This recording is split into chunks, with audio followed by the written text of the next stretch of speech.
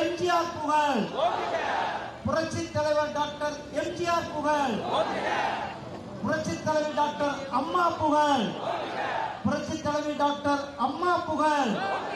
அண்ணன் எடப்பாடியார், அண்ணன் எடப்பாடியார், மோடி ஐயா, மோடி ஐயா, மோடி ஐயா, மோடி ஐயா, சகோதரர் அண்ணாமலை,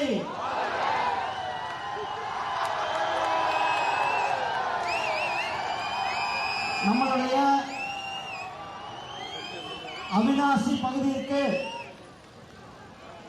அவிநாசி இங்க நடைபெற்றிருக்கின்ற தேசிய ஜனநாயக கூட்டணியினுடைய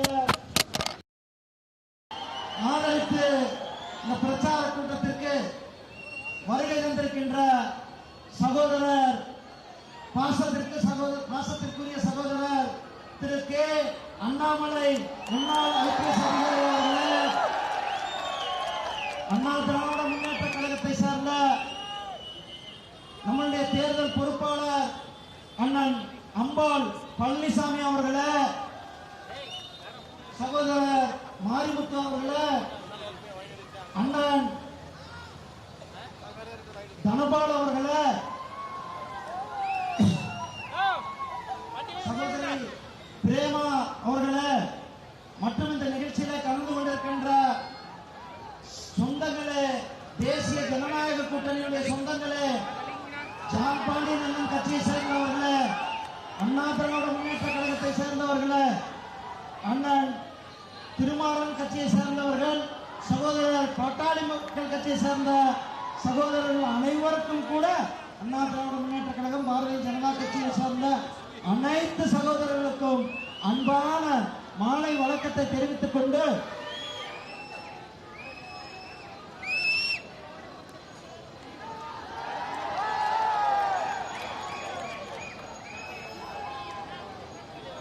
உங்கள் அனைவருக்கும் என்னுடைய அன்பு கலந்த வணக்கத்தை தெரிவித்துக் கொண்டு, வருகிற 23ஆம் தேதி அன்றைக்கு நடைபெற இருக்கின்ற தேர்தல் தர்மத்திற்கும் அதர்மத்திற்கான தேர்தல். திமுக என்ற இந்த அரக்கனை வீட்டுக்கு அனுப்புகின்ற இந்த தேர்தல், திமுகவை வீட்டுக்கு அனுப்புகின்ற தேர்தல், ஊழல் பேர்வழி திமுகவை வீட்டுக்கு அனுப்புகின்ற தேர்தல், குடும்ப ஆட்சியை நடத்தி கொண்ட திமுகவை வீட்டுக்கு அனுப்புகின்ற தேர்தல். சகோதரர்களே, மோடி ஐயா மனசு வச்சுட்டாரு. மோடி ஐயா அண்ணன் எடப்பாடி அவர்களை தமிழ்நாட்டினுடைய முதலமைச்சராக ஆக்குவதற்காக நிச்சயிக்கப்பட்டது. வருகிற மே மாதம் 4ஆம் தேதி அன்றைக்கு ஓட்டு பெட்டி திறக்கிறப்ப ஐயா எடப்பாடியார் அவர்கள் முதலமைச்சராக ஆவது நிர்ணயிக்கப்பட்ட ஒன்று, நிச்சயிக்கப்பட்ட ஒன்று. அதற்காக நாம் எல்லாம் ஆதரிக்க வேண்டிய சின்னம் தாமரை சின்னம். நமது சின்னம் நமது சின்னம் நமது சின்னம். நன்றி, வணக்கம். இப்பொழுது நம்முடைய பாசத்திற்குரிய சகோதரர், நம்முடைய பாரதிய ஜனதா கட்சியினுடைய முன்னாள் மாநில தலைவர், முன்னாள் காவல்துறை அதிகாரி, நம்முடைய அன்பு சகோதரர் திரு அண்ணாமலை ஐபிஎஸ் அவர்கள் நம்மிடத்தில் இப்பொழுது உரையாற்றுவார்கள். அன்பார்ந்த பெரியவர்களே, தாய்மார்களே, மதிப்பு மிகுந்த வாக்காளர் பெருமக்களே, அவிநாசி சட்டப்பேரவை தொகுதியினுடைய அன்பு சொந்தங்களே, அனைத்து இந்திய அண்ணா திராவிட முன்னேற்ற கழகம், பாரதிய ஜனதா கட்சி, பாட்டாளி மக்கள் கட்சி, அம்மா மக்கள் முன்னேற்ற கழகம், தென்னிந்திய பார்வர்ட் பிளாக், எல்லாம் நம்முடைய அண்ணன் ஜான் பாண்டியன் அவருடைய பிஎம்எம்கே இருக்கக்கூடிய எல்லா நம்முடைய ஐஜேக்கு, நம்முடைய எல்லா கூட்டணி கட்சியினுடைய தலைவர்களை, தொண்டர்களே, எல்லோருக்கும் மறுபடியும் எங்களுடைய மாலை வணக்கத்தை தெரிவித்துக் கொள்கிறேன். அவிநாசியை பொறுத்தவரை ஒரு தகுதி வாய்ந்த, திறமை வாய்ந்த ஒரு மனிதரை மத்திய அரசில் 2019 மத்திய அமைச்சராக இருக்கக்கூடிய ஒரு நபர், 140 கோடி இந்தியர்கள் இருக்கக்கூடிய இந்த பாரத தேசத்தில் 66-70 மந்திரிகள் இருப்பாங்க மத்திய மந்திரி சபை.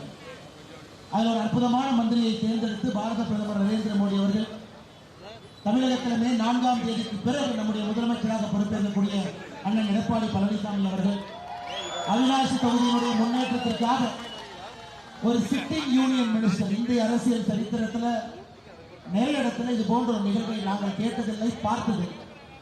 ஒரு சிட்டிங் யூனியன் மினிஸ்டராக 140 கோடி பேருக்கு 66 பேர் இருக்கக்கூடிய ஒரு மந்திரியா அவிநாசி சட்டமன்ற தொகுதியினுடைய முன்னேற்றத்திற்காக, இங்க இருக்கக்கூடிய ஏழை எளிய மக்களுடைய முன்னேற்றத்திற்காக இந்த சட்டமன்ற தொகுதி வளர்ச்சியின் அடிப்படையில் இன்னும் மிகப்பெரிய வேகத்தோடு செயல்பட வேண்டும் என்பதற்காக நம்முடைய அருமை அண்ணன் டாக்டர் எல் முருகன் அவர்கள் உங்களுடைய வெற்றி வேட்பாளராக இருந்து கொண்டிருக்கிறார்.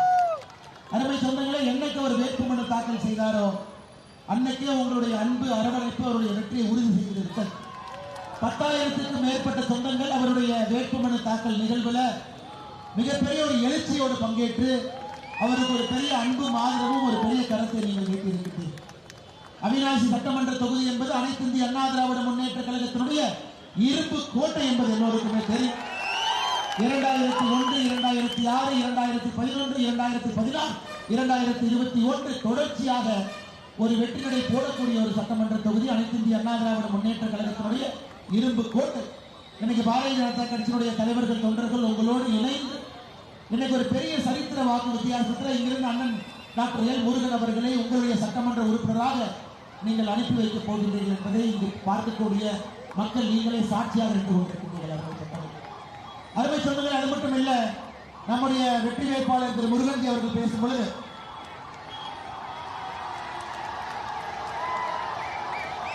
நம்முடைய வெற்றி வேட்பாளர் அண்ணன் டாக்டர் முருகன் அவர்கள் பேசும்பொழுது ஒரு வார்த்தை சொன்னார். நடக்கக்கூடிய இந்த தேர்தல் என்பது தர்மத்திற்கும் அதர்மத்திற்கும் எதிரான ஒரு தேர்தல். உங்களுக்கு தெரியும், கடந்த 5 ஆண்டு காலமாக இந்த தேர்தல் நாளுக்காக நாம் காத்துக் கொண்டிருக்கின்றோம்.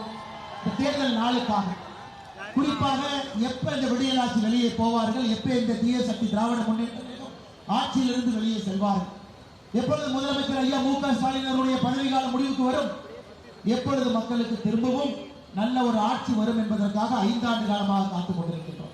அருமை சொந்தங்களே, இங்க தாய்மார்கள் நிறைய பேர் இருக்கிறேன். தாய்மார்கள் அங்கே நின்று கொண்டிருக்கின்றார்கள், தாய்மார்கள் அங்கே நின்று கொண்டிருக்கின்றார்கள். கடந்த 5 ஆண்டுகள்ல புள்ளி விவரத்தை மட்டும் பாருங்க. கடந்த 5 ஆண்டுகள்ல தமிழகத்தில் நடந்த படுகொலை மட்டுமே 8008 படுகொலைகள் தமிழகத்தில் 5 ஆண்டு காலத்தில் நடந்திருக்கிறது. தமிழகத்தில் கடந்த 5 ஆண்டுகள்ல பாலியல் வன்கொடுமை, ரேப், கற்பழிப்பு தமிழகத்தில் கடந்த 5 ஆண்டுகள்ல 2080 ஐயா 2080 மகளிர் பாலியல் வன்கொடுமை என்று சொல்வதை விட 2080 குடும்பங்கள் நாசமாக்கப்பட்டிருக்கிறது. தமிழகத்தில் கடந்த 5 ஆண்டுகள்ல 18 வயதிற்கு கீழே இருக்கக்கூடிய குழந்தை செல்வங்கள் மீது நடத்தப்பட்ட பாலியல் வன்கொடுமை தாக்குதல் போக்சோ என்கின்ற சட்டத்தில் நம்ம சொல்லுவோம்.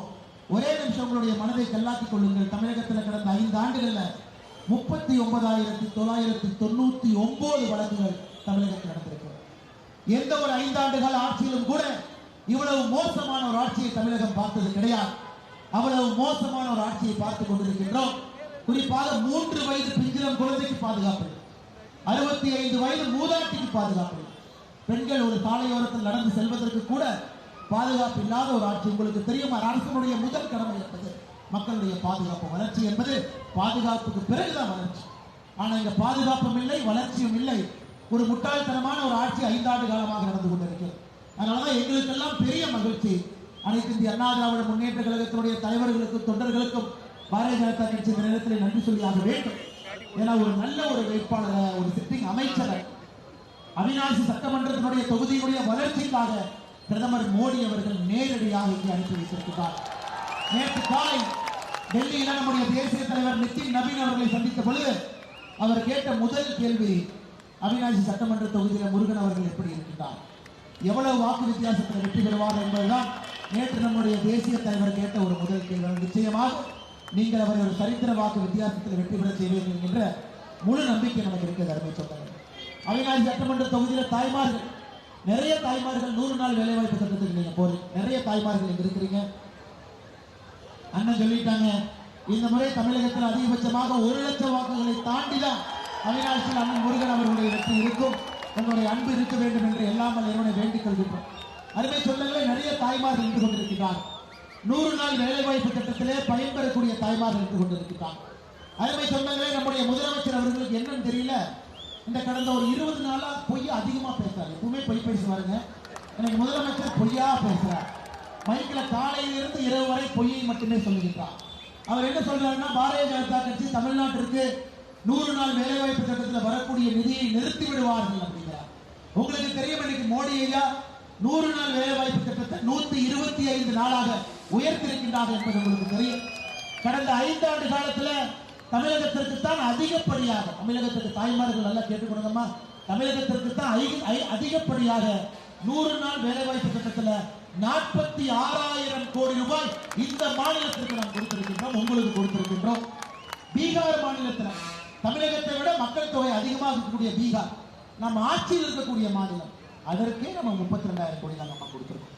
நம்ம ஆட்சியில இல்லாத ஒரு தீய சக்தி திராவிட முன்னேற்ற கழகத்தினுடைய ஆட்சியில கூட தாய்மார்களுக்கு எதுவும் பிரச்சனை வந்துவிடக் கூடாது, கிராமப்புறத்தில் இருக்கக்கூடிய தாய்மார்களுடைய வேலைக்கு பிரச்சனை வரக்கூடாது என்பதற்காக 46,000 கோடி ரூபாய் அதிகமாக கொடுத்த மோடி அரசு எங்க நம்மை பாட்டி பொய்யையும் புரட்டையும் சொல்லிக் கொண்டிருக்கின்றார்.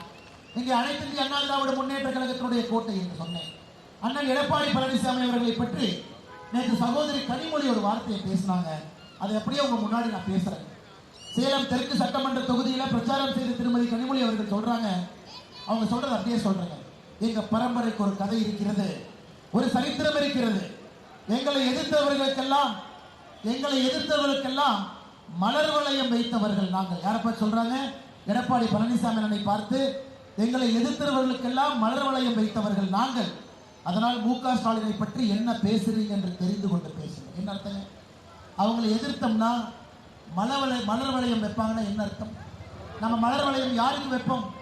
அருமை சொந்தங்களே, இதெல்லாம் நீங்கள் பார்த்து கொண்டிருக்கின்றீர்கள். சகோதரி கனிமொழி அவர்களே, உங்களுடைய ஆணவ திமிர் சரித்திரம் என்ன?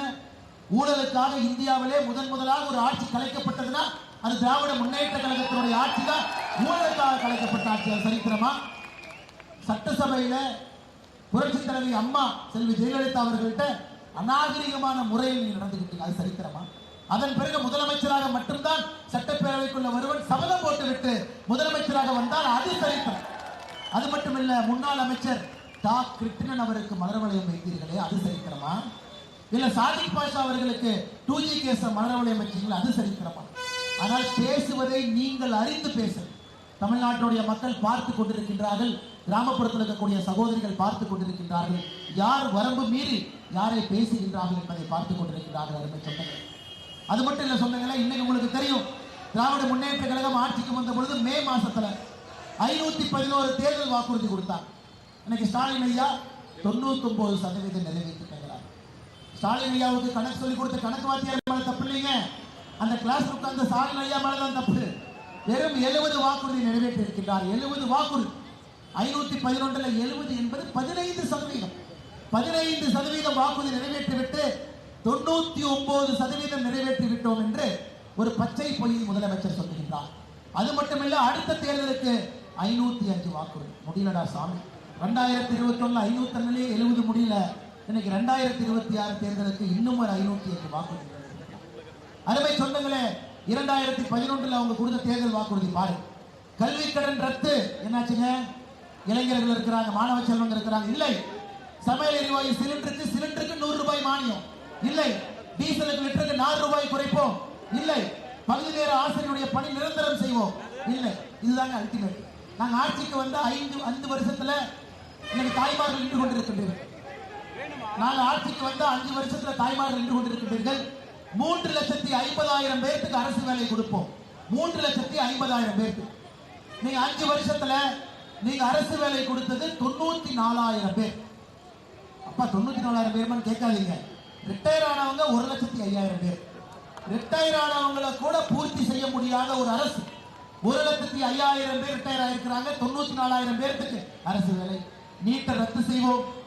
ஒரு முட்டைக்குள்ள ரகசியம் இருக்கு, ரகசிய கொத்துக்குள்ள ரகசியம் இருக்குன்னு பட்டத்திலவரசர் உதயநிதி சொல்லி 5 வருஷத்தை ஓட்டிட்டார். அருமை சொந்தங்களே, பள்ளி செல்லும் குழந்தைகளுக்கு டேப்லெட் கொடுப்போம், மாதந்தோறும் மின் கட்டணம் என்கின்ற வாக்குறுதி எதுவுமே நடத்தாம, அது மட்டுமில்ல, அவங்க தேர்தல் வாக்குறுதியில ஆட்சிக்கு வந்தா 100 நாள் வேலை வாய்ப்பு என்பது 150 நாளாக உயர்த்துவோம் சொல்லாம மோடி ஐயா 125 நாளாக உயர்த்தி இருக்கிறாங்க. சொல்லியும் உயர்த்தாத ஸ்டாலின் எங்கிருக்காரு நீங்க பாருங்க. அருமை சொந்தங்களே, நம்ம தொடர்ந்து பேசிக்கிட்டே போறாங்க. பாலியல் வன்கொடுமையிலிருந்து, குற்றத்திலிருந்து, கஞ்சாவிலிருந்து எல்லாம் நம்ம பேசிட்டு போறோம். மிக மிக முக்கியம் நாம் புரிந்து கொள்ள வேண்டும் அருமை சொந்தங்களே, இன்னைக்கு FL2 லைசன்ஸ். இன்னைக்கு அவிநாசியை பொறுத்தவரை உங்களுடைய கலெக்டர் ஆபீஸ் எல்லாமே திருப்பூரோட ஒட்டி இருக்கக்கூடிய ஒரு பகுதி. தமிழகத்தில் அனைத்து இந்திய அண்ணா திராவிட முன்னேற்ற கழகத்தினுடைய ஆட்சி போன முறை 2021 முடியும் பொழுது மொத்தமாக தமிழகத்தில் நம்ம கொடுத்த FL2 லைசன்ஸ், FL2 உங்களுக்கு தெரியும், கேளிக்கை விடுதிகள் மொத்தமாக கொடுக்கப்பட்டது 373. மொத்தமா 1972 இருந்து 2021 ஏப்ரல் வரைக்கும் மொத்தமா 373.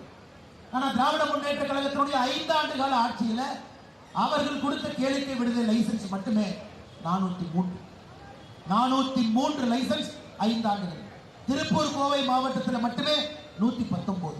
தெருவெல்லாம் டாஸ்மார்க், நகரத்துக்குள்ளெல்லாம் கேளிக்கை விடுதிகள். இது மட்டும்தான் திராவிட முன்னேற்ற கழகத்தை பொறுத்தவரை 5 ஆண்டு காலமாக மக்கள் மன்றத்தில் அவங்க ஆட்சி நடந்து கொண்டிருக்கிறது. இதையெல்லாம் சட்டமன்றத்தில் பேசணும், வலிமையா பேசணும், வலுவா பேசணும், உங்களுக்காக பேசணும். ஒரு அற்புதமான வேட்பாளர் டாக்டர் எல் முருகன் அவர்களை நாம் எல்லோருமே அவிநாசியில தாமரை சின்னத்தில் ஆதரவு கொடுத்து அனைத்து இந்திய அண்ணா திராவிட முன்னேற்ற கழகத்தினுடைய தலைவர்கள் தொண்டர்களுக்கு இருக்கிற பாரதிய ஜனதா கட்சி தலைவர்கள் தொண்டர்கள் கூட்டணி கட்சி நம் எல்லோருக்குமே 23ஆம் தேதி ஏப்ரல் அங்கு நடக்கக்கூடிய தேர்தலில் இந்தியாவே இந்த தொகுதியை பார்க்குது. உண்மையை சொல்ல வேண்டும் என்றால் இந்தியாவே உற்று பார்க்கக்கூடிய தொகுதி அவிநாசி.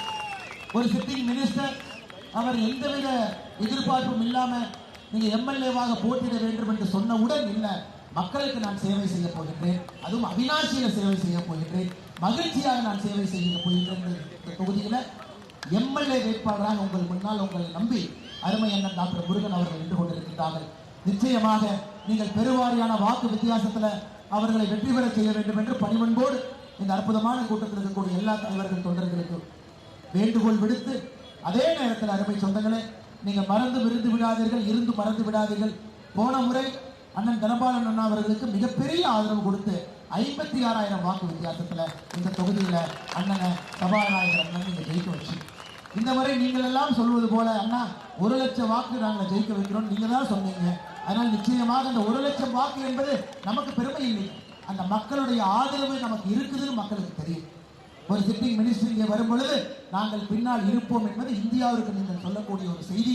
அதனால் முருகன் அவர்களை ஒரு எளிமையான மனிதர் எடுத்துக்காட்டு நான் சொல்றேன்.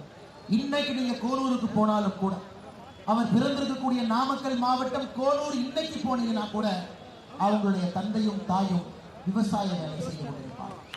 அவரை மத்திய அமைச்சரான பிறகு அவருடைய இல்லத்திற்கு அவரை அழைத்து சென்று மாநில தலைவர் என்கின்ற முறையில கோனூருக்கு சென்ற பொழுது அவருடைய தாய் எங்களை இல்லத்துல தரையில் உட்கார வச்சு அம்மா இட்லி சுட்டு எனக்கு முருகன் ஐயா கொடுப்பார். அப்படிப்பட்ட எளிமையான குடும்பத்தில் பிறந்த ஒரு மனிதன் அரசியல் அதிகாரம் நீ கையில கொடுக்கும் பொழுதுதான், சட்டமன்ற உறுப்பினர் என்கின்ற அதிகாரத்தை கொடுக்கும் பொழுது உங்களுடைய குழந்தைகளை உயர்த்துவதற்காக நீங்கள் கொடுத்த அதிகாரமாக பார்க்கிறீர்கள். ஆனால் இப்படிப்பட்ட வேட்பாளர் நமக்கு கிடைத்திருக்கின்றார், நல்ல ஒரு வேட்பாளர் கிடைத்திருக்கின்றார். முழு ஆதரவையும் நீங்கள் அண்ணன் முருகன் அவர்களுக்கு தாய்மார்கள் பின்னாடி நிற்கிறார், மிக பொறுமையாக தாய்மார்கள் நின்று கொண்டிருக்கின்றார்கள். நம்முடைய அண்ணன் முருகன் அவர்களுக்கு முழு ஆதரவு கொடுத்து அவரை நீங்கள் வெற்றி பெற செய்ய வேண்டும் என்று பணிவன்போடு இந்த நேரத்தில் உங்களை கேட்டுக்கொள்கின்றேன்.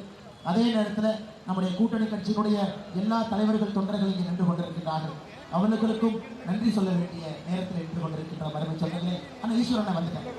அண்ணன் அத்திக்கடை அவிநாசி திட்டம் உங்களுக்கு தெரியும். அண்ணன் ஈஸ்வரன் அங்கே இருக்கிறாங்க. அவர் இப்பதான் எப்ப பார்த்தாலும் அண்ணன் மக்களுக்காக போராட்டம் பண்ணி இப்பதான் ஒரு கேஸ் வாங்கி அப்ஸ்காண்டிங்களாகி வெளியே வந்திருக்கிறார். அண்ணன் ஊர்ல குப்பை போடாதுன்னு சொன்னதுக்கு அவர் மேல திராவிட முன்னேற்ற கழக கேஸ் போட்டு.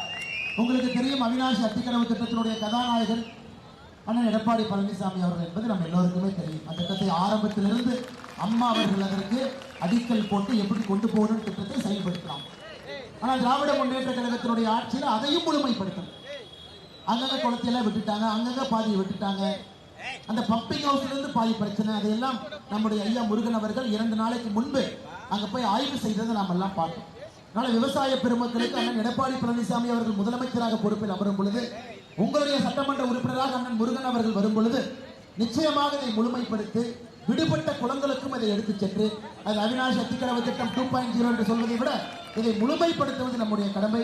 நிச்சயமாக அதையும் நாம் செய்து கொடுப்போம் என்கின்ற வாக்குறுதியை உங்களுக்கு கொடுத்து, அருமை சொந்தங்களே, இன்னைக்கு அவிநாசி தொகுதியினுடைய பொறுப்பாளராக அனைத்து இந்திய அண்ணா திராவிட முன்னேற்ற கழகம் சார்பாக நம்மோடு நின்று கொண்டிருக்கக்கூடிய அம்பாள் பழனிசாமி அவர்களுக்கு நெஞ்சார்ந்த நன்றிகளை தெரிவித்து, அண்ணன் முருகன் அவர்களுடைய கருத்தை உங்களோடு இணைத்து கொடுத்து சென்று கொண்டிருக்கின்றோம். 1,00,000 வாக்கு வித்தியாசத்தில் நீங்கள் எல்லாம் சேர்ந்தவரை வெற்றி பெற செய்ய வேண்டும் என்று சொல்லி, அதே போல நம்முடைய மூத்த தலைவர்கள் எல்லோரும் இங்கு இருக்கிறாங்க. பாரதிய ஜனதா கட்சியினுடைய நம்முடைய மாவட்ட தலைவராக இருக்கக்கூடிய அருமையண்ணன் கரு மாரிமுத்து அவர்கள், நம்மோடு நின்று கொண்டிருக்கின்றார்கள். அவர்களுக்கும் நாம் நன்றி தெரிவித்து, அண்ணே நம்ம உங்களுக்கு தெரியும் பாண்டியார் பொன்னம்பல திட்டம் எல்லாமே உங்களுக்கு தெரியுங்கன்னா, இன்னைக்கு அது நடக்கணும்னா மொழியில தெளிவா இருக்கிறார். மாநிலத்துல செவிசாய்க்கக்கூடிய ஒரு முதலமைச்சர் வேணும். ஆனா இத்தனை 5 ஆண்டு காலமாக இருந்த ஸ்டாலின் ஐயாவுக்கு மாட்டுல காம்புல பால் கறக்குதா கொம்புல பால் கறக்குதா கூட அவருக்கு தெரியல. அவருக்கு போய் பதநீர் கொடுத்தீங்கன்னா, பதநீர் சாப்பிட்டு என்னப்பா சக்கரை கொஞ்சம் கம்மியா போட்டீங்க அப்படின்பா. அதனால் விவசாயம் தெரிந்த ஒரு மனிதர் வரும்பொழுது திட்டம் நிச்சயமாக அது நிறைவேற்றியே ஆக வேண்டும். அது காலத்தினுடைய கட்டாயம். அதுல எந்த மாற்று கருத்தும் இல்லை, எந்த மாற்று கருத்தும் இல்லை. நம்ம 2024 லோக்சபாவிலிருந்து முருகன் ஐயா அவர்கள் நாம் அதை பேசிட்டு இருக்கோம். ஒரு இணக்கமான முதலமைச்சர், விவசாய முதலமைச்சர் எடப்பாடி பழனிசாமி அவர்கள் வந்த பிறகு விவசாயிகளுக்கு முன்னுரிமை கொடுத்து நிச்சயமாக இந்த திட்டத்தை நிறைவேற்றுவோம் என்ற வாக்குறுதியை உங்களுக்கு அளித்து, அதே போல மேடையில் இருக்கக்கூடிய நம்முடைய எல்லா அன்பு சொந்தங்களுக்கு இருக்கிறாங்க. நம்முடைய மாவட்டத்தினுடைய தலைவராக இருக்கக்கூடிய அண்ணன் கரு மோரிமுத்து அவர்களுக்கு நன்றி தெரிவித்து, அதே போல் அனைத்து அண்ணா திராவிட முன்னேற்ற கழகத்தினுடைய மாநில நிர்வாகிகள் அண்ணன் மு சுப்பிரமணியம் அவர்கள் இருக்கிறாங்க. மாவட்ட நிர்வாகிகள் லதா சேகர் அவர்கள், கணேஷ்மூர்த்தி அவர்கள், பிரேமா அக்கா அவர்கள், ஆனந்தகுமார் அவர்கள், வசந்த்குமார் அவர்கள், கோகுல்குமார் அவர்கள், அண்ணன் கருப்சாமி அவர்கள், ஒன்றிய நிர்வாகிகளாக இருக்கக்கூடிய அவினாசி வடக்கு ஒன்றிய செயலாளர் சேவூர் வேலுச்சாமி அவர்கள், அன்னூர் தெற்கு ஒன்றிய செயலாளர் சாய் சந்தில் அவர்கள், அவினாசி தெற்கு ஒன்றிய செயலாளர் தனபால் அவர்கள், அன்னூர் வடக்கு ஒன்றிய செயலாளர் சரவணன் அவர்கள், அவினாசி மேற்கொன்றிய செயலாளர் ரவிக்குமார் அவர்களுக்கு, அதே போல நகர நிர்வாகிகள் அண்ணன் பழனிசாமி அவர்கள், அண்ணன் ஜெகபால் அவர்கள், அண்ணன் சவுகத் அலி அவர்களுக்கு, பாரதிய ஜனதா கட்சியினுடைய எல்லா அசம்பிளி பொறுப்பாளராக இருக்கக்கூடிய நம்முடைய மூத்த தலைவர் அண்ணன் அனந்தகுமார் அவர்களுக்கு, அசம்பிளி பொறுப்பாளராக இருக்கக்கூடிய பாயிண்ட் பணி அவர்களுக்கு, கதிர்வேலன் அவர்களுக்கு, கன்னியமூண்டி அண்ணன் செந்தில் அவர்களுக்கு, இந்த பகுதியினுடைய ஆற்றல் மிகுந்த மண்டல தலைவராக இருக்கக்கூடிய பிரேமா அவர்கள், பிரபுரத்னம் அவர்கள், ரமேஷ் அவர்கள், நந்தினி அவர்கள், சண்முக பாபு அவர்கள், கணேஷ்மூர்த்தி அவர்கள், ஆனந்தன் அவர்கள் எல்லோருக்கும் நன்றி தெரிவித்து, அண்ணன் முருகன் அவர்களுக்கு மறுபடியும் ஒரு பெரிய நம்பிக்கையோடு நாங்கள் இங்கிருந்து செல்கின்றோம். பெரிய வாக்கு வித்தியாசத்தில் சட்டமன்றத்துக்கு நீங்கள் அனுப்பி வைத்து ஒரு சரித்திர சாதனை, அரசியல் சாதனை நீங்கள் செய்ய வேண்டும் என்று சொல்லி மிக பொறுமையாக இந்த இடத்தில் இருக்கக்கூடிய எல்லா கூட்டணி கட்சியினுடைய தலைவர்கள், தொண்டர்களுக்கு நன்றி தெரிவித்து, மிக முக்கியமாக அனைத்து இந்திய அண்ணா திராவிட முன்னேற்ற கழகத்தினுடைய தலைவர்கள், தொண்டர்கள் இரும்பு கோட்டையாக தொடர்ந்து வைத்திருக்கின்றீர்கள். இந்த முறை பாரதிய ஜனதா கட்சிக்கு முழுமையாக நீங்கள் நம்முடைய தொண்டர்களோடு இணைந்து பணியாற்றி ஆதரவு கொடுத்து அண்ணன் முருகன் அவர்களை சரித்திர சாதனை செய்ய வேண்டும். அண்ணன் ஜான் பாண்டியன் அவர்களுடைய தலைவர்கள், தொண்டர்கள் நின்று கொண்டிருக்கின்றார்கள். அண்ணன் அவர்களும் ராஜபாளையத்தில் போட்டிடுறாங்க. நாளை மறுநாள் அண்ணனுக்கு பணி செய்வதற்காக நானும் அங்கே சென்று கொண்டிருக்கின்றேன். பாட்டாளி மக்கள் கட்சியினுடைய தலைவர்கள், தொண்டர்கள் இருக்கிறாங்க. டாக்டர் அன்புமணி ராமதாஸ் ஐயாவுடைய முழு ஆதரவை, நட்பை பெற்றிருக்கக்கூடிய அற்புதமான மனிதர் டாக்டர் முருகன் ஐயா அவர்கள், வாழ்கின்ற காமராஜராக இருக்கக்கூடிய தமிழ் மாநில காங்கிரசினுடைய அண்ணன் ஜி கே வாசன் அவருடைய தலைவர்கள், தொண்டர்களுக்கு நன்றி தெரிவித்து, அதே போல அம்மா மக்கள் முன்னேற்ற கழகத்தினுடைய தலைவர்கள், தொண்டர்கள் இங்கே நின்று கொண்டிருக்கின்றீர்கள். அவர்களுக்கும் நெஞ்சார்ந்த வாழ்த்துக்களை, வணக்கங்களை, நன்றிகளை தெரிவித்து, தென்னிந்திய ஃபார்வர்ட் பிளாக் அண்ணன் இன்னைக்கு ரொம்ப திருப்பத்தூர்ல மிக கடினமாக உள்ள இறங்கி ஒரு பெரிய அரசியல் புரட்சி ஏற்படுத்திக் கொண்டிருக்கிறார்கள். அந்த தலைவர்கள், தொண்டர்களுக்கு நன்றி தெரிவித்து, எல்லோருக்கும் நன்றி தெரிவித்து, நம்முடைய கூட்டணி கட்சி ஐஜேக்கு எல்லோருக்கும் நன்றி தெரிவித்து நம்முடைய உரையை முடித்துக் கொள்கின்றேன். எல்லோரும் சேர்ந்து அண்ணன் முருகன் அவர்களை பெரிய வாக்கு வித்தியாசத்தில் வெற்றி பெற செய்ய வேண்டும். தாமரை சின்னத்திற்கு வாக்களிக்க வேண்டும் என்று சொல்லி என்னுடைய